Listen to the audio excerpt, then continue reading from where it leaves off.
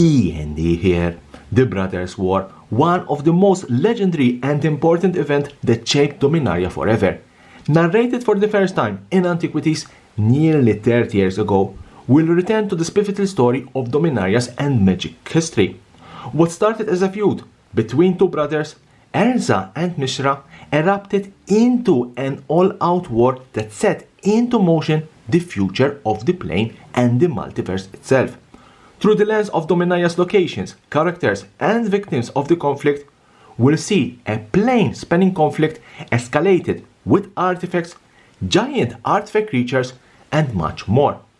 The Brothers' War is the second part of the 4-set Phyrexian story arc, started with Dominaria United, where the fate of the plane and the multiverse is set to unravel. We'll follow familiar planeswalkers traveling to one of Dominaria's key historical moments, where we will learn more about the people and the places of the time. The fate of the future might be rooted in the past. But is it worth it to buy the Brothers' War? As per my usual Is It Worth It set review videos, to evaluate the worthiness of the set, I will take into account, discuss, and analyze 3 very important factors: price, print run, and content value. And as always, let's start with the price. As per the last set, Dominaria United, the Brothers' War will be released into 6 different sealed products. 3 main sealed products: Draft, Set, Collector Booster Box, and 3 supplementary products: Bundles, Pre-release Kits, and Jumpstart. So let's focus only on the 3 main products, because if you would buy a sealed product of the Brothers' War, you would buy one of these and avoid the supplementary. In terms of pricing, because of the inflation, where we are seeing a trend where everything is getting more expensive, even Magic the Gathering, even though the Brothers' War is a standard set and everyone expects the usual standard prices, the Brothers' War marks the second set released with the announcement by Wizards of the Coast of a drastic price increase. And then Hasbro executives are surprised that the customer is price sensitive.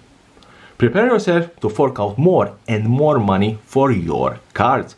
Plus, don't forget the usual disruption in the distribution and the usual allocation. Draft Booster Box, $120, 115 euro. Set Booster Box, $125, 120 euro.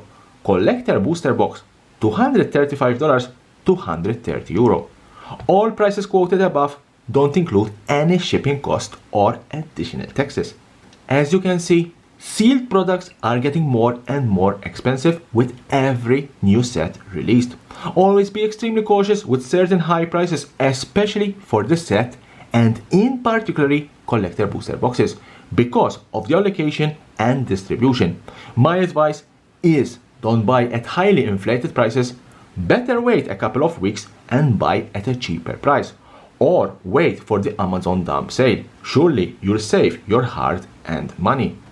Print run. Wizards of the Coast is trying to push every set's print run as much as possible in the hope of selling more and more. Dear Wizards, I don't know if you are realizing, but increasing the price doesn't help to sell more. Unfortunately, this is being reflected in a negatively way by the players, collectors, and investors.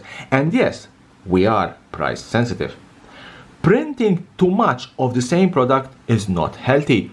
When players, collectors, and investors don't feel any value in what you are releasing, things to start to become ugly.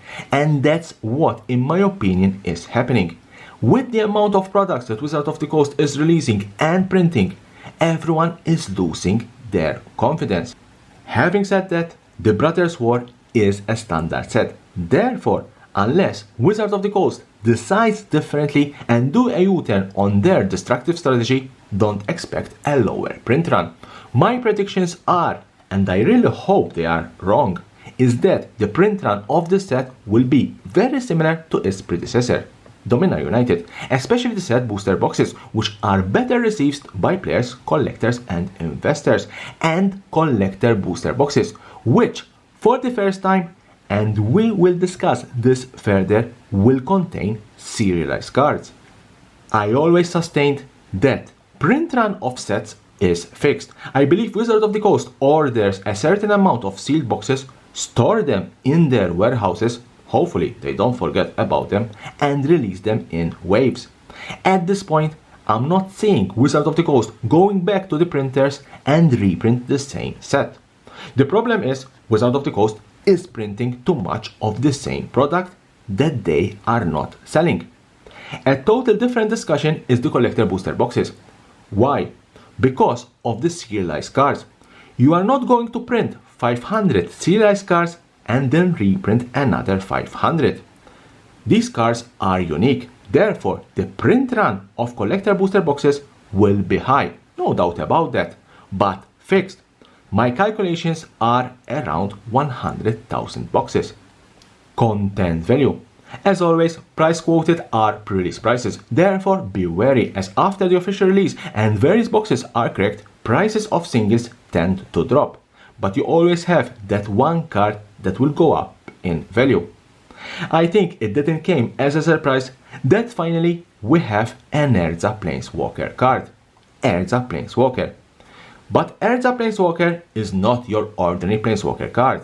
At the end, we are talking about E.N.D, the most powerful Planeswalker ever walked the multiverse. It's a meld card. You need E.N.D, Lord Protector, and the Mind Stone and Weak Stone to meld and get on the battlefield E.N.D Planeswalker. And when E.N.D Planeswalker hits the battlefield, it's game over. Total combined value $25. And while we are talking about meld cards, there are two more meld cards. His brother Mishra lost to Phyrexia, melded by Mishra claimed by Gix and Phyrexian Dragon Engine, and Titania Gaia Incarnate, melted by Titania Voice of Gaia and Argot Sanctum of Nature. Average value around $15. But E.N.D will not be the only Planeswalker in this set. There are another two. Teferi Temporal Pilgrim, as we needed another Teferi, and Saheeli Filigree Master, the most expensive and the most sought after Planeswalker card in this whole set is Teferi Temporal Pilgrim, current value around $20, but I wouldn't be surprised if this skyrockets. On the other hand, Saheeli Filigree Master is valued at around $10. The Brothers' War is all about artifacts and surely didn't disappoint us. The most notable 6 are Phyrexian Flash Gorger, valued at around $20, Portal to Phyrexia, valued at around $12, E.N.D Silex, valued at around $11, Arcane Proxy and Blade Core Serpent, valued at around $10, and Serenity Great Worm, valued at around $9, but it could easily increase in value thanks to its ability to create Power Stone tokens. But the set will have more and more artifacts, the retro frame artifacts, 63 artifact cards from all previous Magic sets, very similar to the Strixhaven Mystical Archive. And as per Strixhaven Mystical Archive, you are guaranteed one card in every draft, set and collector booster box. The most notable and expensive mythic retro artifacts are Ramos Dragon Engine, valued at around $30, Mox Amber, valued at around $40, Helm of the Host, valued at around $10, Altar of Dementia, valued at around $8, while the most valuable rare retro frame artifacts are Unwinding Clock, valued at around $10, Thorn of Amethyst, valued at around $20, Defense Grid, valued at around $8, Ashnot Altar, valued at around $15, and Chromatic Lantern, valued at around $8. But wait, there is more. Retro frame artifacts will also have a more sought after and more expensive version, the retro frame schematic, and found only in the collector booster boxes, the serialized version. And that's something that everyone would like to pop. Planeswalkers and artifacts are not the only valuable mythic in this set, there are more. Awaken the Woods, a card that is a must in every green ramp deck, valued at around $15. Mirror, Shield of Argive, another must, this time in any soldier deck, valued at around $18. one with the Multiverse, an upgraded version of Omniscience, valued at around $10, and Geeks Yogmoth Praetor, a nice add to Mono Black, valued at around $15. The only disappointment we have in this set is the land cycle, the continuation of the Pain Lands, Brushland, Underground River, Battlefield Fort, and Llanowar Waste, average value $3.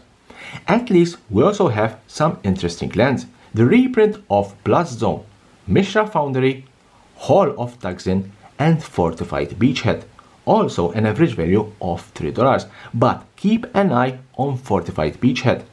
This land will become a staple in any soldier deck and especially in Commander.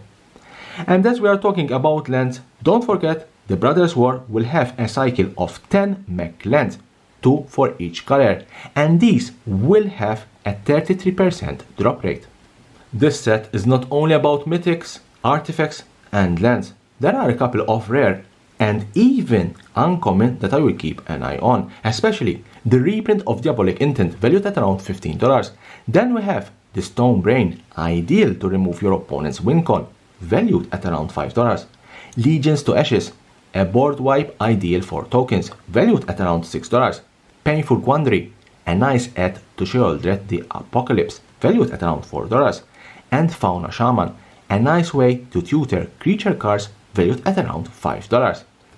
Last but not least, the Transformers cards, legal only in the Eternal formats, especially Commander, available only in the set and collector booster boxes.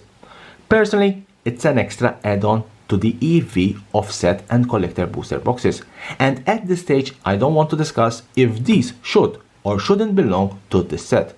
They are there, so we have to count them. My verdict: is it worth it to buy the Brothers War? Draft booster boxes. Worth it? 30%. Unfortunately, with the constant increase in prices and no extra added value, draft booster boxes are not worth it unless you want to draft. It seems that Wizards of the Coast are doing everything to make these boxes unappealing to everyone, especially collectors and investors. Without a strong land cycle, the 4 Painlands are not valuable, and no chance of a Transformer card or a Serious card, there is no way you can recoup the value of a draft box. Yes, there are a couple of good mythic cards and even rare cards, but I think it's nearly impossible to hit $100 in cards value, including the retro artifacts. Set booster boxes. Worth it? 75%. If you want to buy the Brothers War, a set booster box is your product. Why? Because they give you more value contrary to the draft booster boxes. Set booster boxes offers more and more. First, the list, where you can always pull something interesting. The set booster box Commander exclusive cards and the Transformers. And that's what, in my opinion, make set booster boxes more worth it and appealing to collectors and investors. Collector booster boxes. Worth it? 60%. The Brothers War collector booster boxes is the most risky product in terms of worthiness of the three. Why? Because of the serialized cards. This is the first time that a standard booster box has a serialized card, and we don't know how the market will react, and we don't know how the market will position these unique cards. There will be 500 numbered cards for each retro frame artifact, meaning that 31,500 serialized cards have been printed, or you have 30% chance of pulling one of these cards. Each card will be unique thanks to its number and quite rare to pull. If these serialized cards will start to climb up in price, like what happened to Kamigawa Neon Foil Red Hitotsuko, these collector boxes will be more demanded and hence more expensive.